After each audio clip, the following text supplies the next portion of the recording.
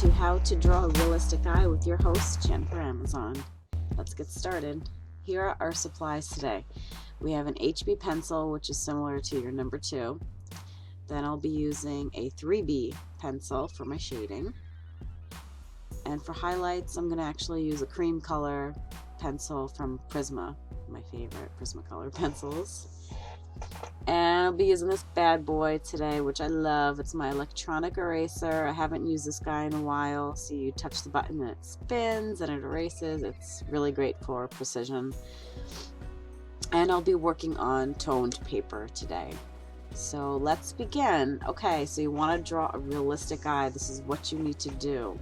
First, you're going to begin with your reference. I chose a picture of Angelina Jolie, and she's just got amazing eyes, so of course. So what I'm doing here is I'm just blocking in simple shapes. I'm drawing very lightly because I don't want to, as soon as you go dark, it's harder to erase, and you just want to keep things light and airy because you're trying to figure out, where things are going. And you don't want to get too committed too quickly. And at this point, I started to kind of finalize where I'm going to have things. So I'm using a little bit more precision. I'm pressing down a little stronger on my pencil, making things more defined. And then I switched my pencils and I went back to that 3B pencil, which is beautiful for shading.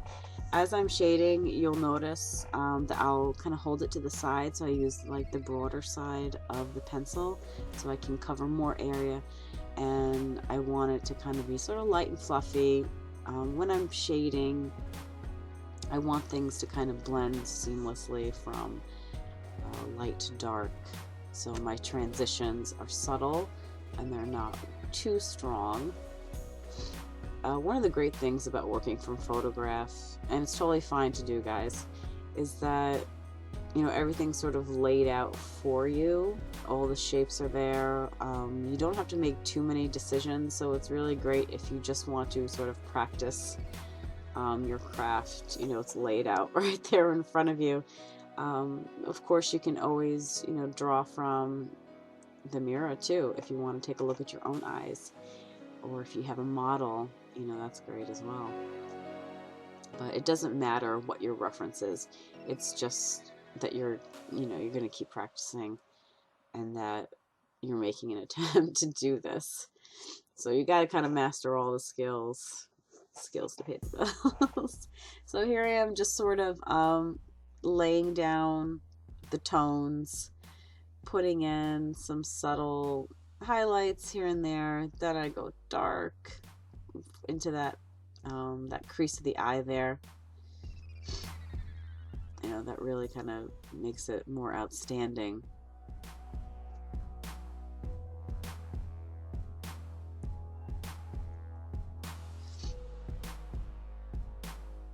So one thing that I like to do when I'm defining the eye is that I notice that there's always like a subtle shadow that's right underneath that eye line, the top of the eyelid. As you see, I'm putting that in there. It actually makes it kind of look a little sexy too, especially when you're drawing a female eye. So this is, obviously a female eye. And I think next week I'm probably going to do a male eye. It's going to be just a little bit different. Certain things that you want to keep in mind, for example, that when you draw a female eye, the eyelashes are always very pronounced, and it's very obvious that there's either mascara going on or something.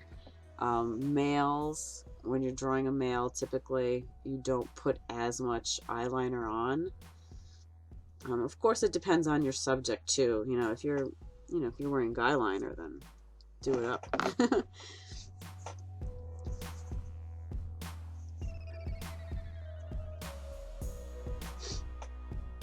So I usually like to kind of play with a lot of like medium tones.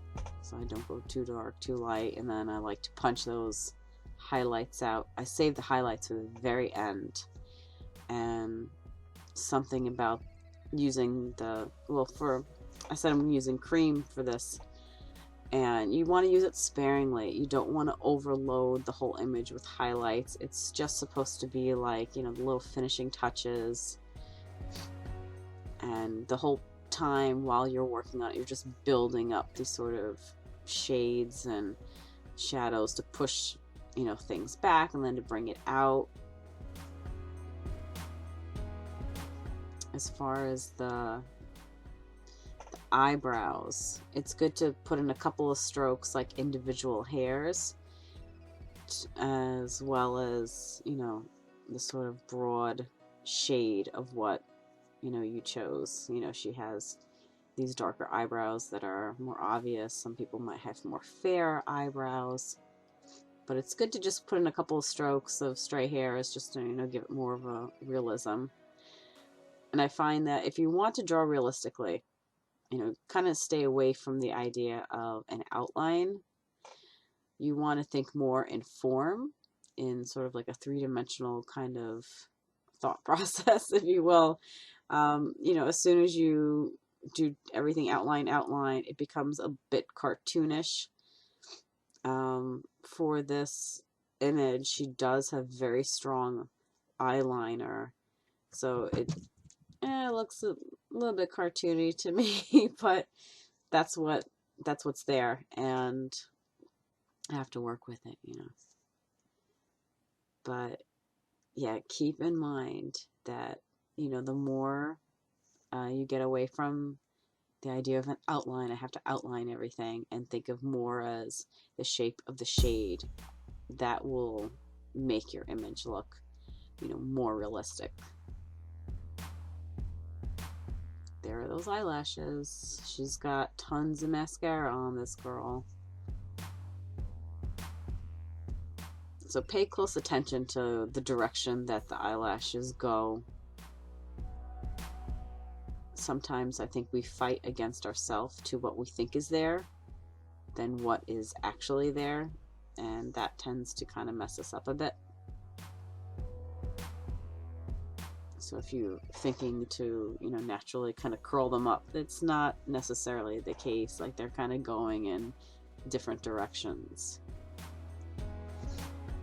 And then just swooping around the bottom, just giving a little bit of the shadowing underneath the eye, around the duct, back up to the crease, up into that brow bone there. Again, this is all just a 3B pencil, and you can see that you can get a lot of range with it. It's a nice kind of go-to pencil to go to. That was redundant.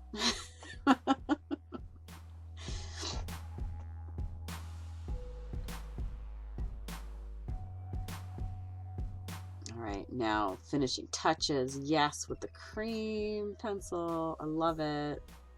I usually use white, but I couldn't find my white. I don't know. But I actually like the cream. It's a little softer, you know, than having that stark white. So it actually worked out pretty good.